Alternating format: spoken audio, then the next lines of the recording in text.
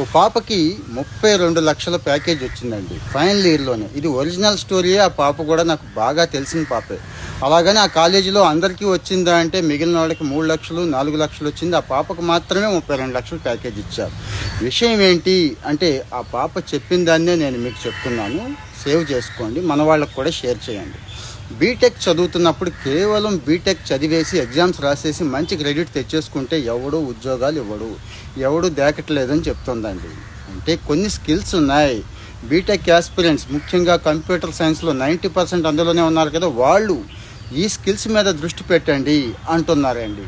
ఏమంటారా, అటు C+ కానీ జావా కానీ పైథాన్ కానీ నేర్చుకోమని, ఫుల్ స్టాక్ వెబ్ డెవలప్మెంట్ నేర్చుకోమని, వీలైతే అటు సైబర్ సెక్యూరిటీ కూడా ఫండమెంటల్స్ మాత్రమే నేను చెప్తుంది నేర్చుకోమని, అలాగే డేటా సైన్స్ ఫండమెంటల్స్ నేర్చుకోమని, మొబైల్ యాప్ డెవలప్మెంట్ నేర్చుకోమని, వీలైతే డిజిటల్ మార్కెటింగ్ టూల్స్ కూడా కొన్ని ఉన్నాయండి. ఇందులో మనం మాట్లాడుకుంటున్న వాటిలో చాలా వరకు ఫ్రీ కోర్సులు, ఫ్రీ సర్టిఫికేషన్స్ కూడా ఉన్నాయండి. కానీ మన పిల్లలకే కాస్త బద్ధకం, ఏదో పిచ్చి నమ్మకం అన్నట్టు కాలేజీ డిగ్రీ అన్నీ ఇచ్చేస్తుందిలే, ఎందుకు రాదులే, ఆ టైంకి ఎవడొకడు వచ్చి ప్లేస్మెంట్ ఇవ్వకపోతాడా అనే నమ్మకం పెట్టుకుంటున్నారు తప్పించి ఈరోజు మార్కెట్లో ట్రెండ్ ఉన్న కోర్సులు ఇవి. వీలైతే ఎథికల్ హ్యాకింగ్ కూడా నేర్చుకోమని అంటుంది ఆ పాప. మరి నేర్చుకుంటారా? కామెంట్లో చెప్పండి.